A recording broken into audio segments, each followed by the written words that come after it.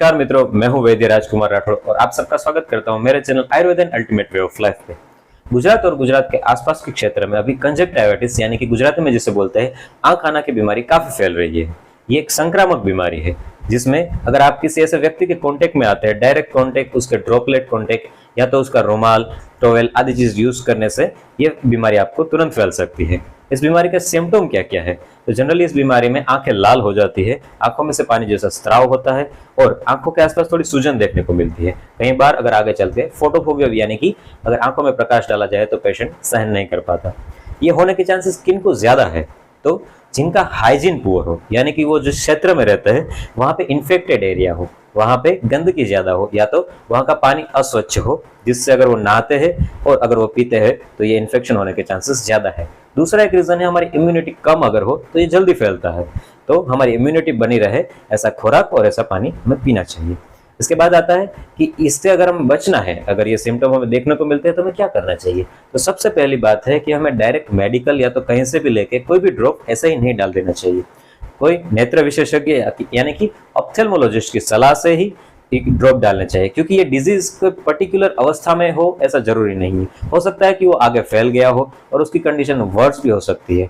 तो हमेशा कोई भी ऑप्थेल्मोलॉजिस्ट यानी कि नेत्र चिकित्सक की सलाह के अनुसार ही आगे बढ़िए, जैसी वो सलाह देते हैं वैसे आगे बढ़िए। उसके साथ साथ हमें अपने खुद से क्या कर सकते हैं इससे बचने के लिए, प्रिवेंशन के लिए भी हम क्या कर सकते हैं। तो पहला है कि ये रेनी सीजन है, तो रेनी सीजन में हमें ये खास ध्यान रखना चाहिए कि हमारा डाइजेस्टिव पावर कम होता है, तो इससे इम्यूनिटी कम होती है और कोई भी रोग होने के चांसेस ज्यादा होते हैं।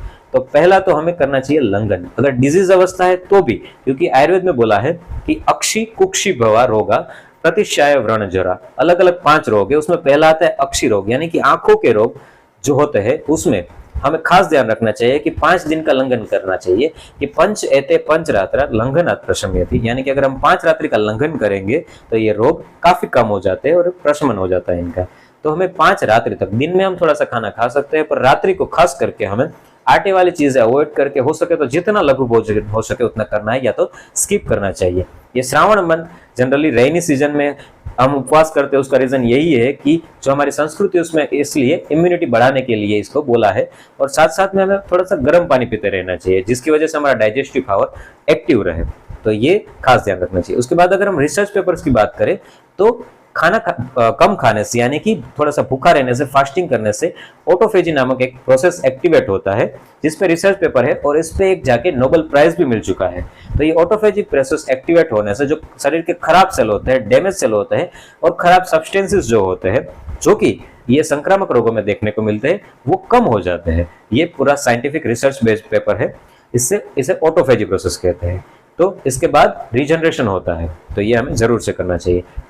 हमें यहाँ पे क्या क्या और ध्यान रखना चाहिए कि हमारा जो हाइजीन है वो प्रॉपर मेंटेन रखना चाहिए, गंदा पानी नहीं पीना चाहिए, गर्म करके उबाल के ही पानी पीना चाहिए।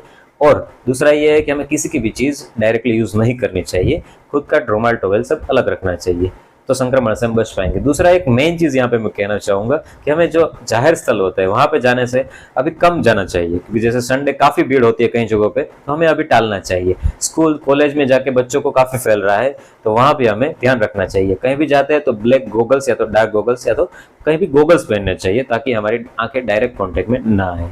तो आज के लिए इतना ही। आगे मैं एक स्पेशल वीडियो बनाने जा रहा हूँ जो अभी रेनी सीजन चल रहा है उसमें क्या क्या रूटीन हमें फॉलो करना चाहिए ताकि हमें सिर्फ कंजक्टिवाइटिस नहीं और कहीं भी जो रोग फैल रहे हैं उससे बच सके।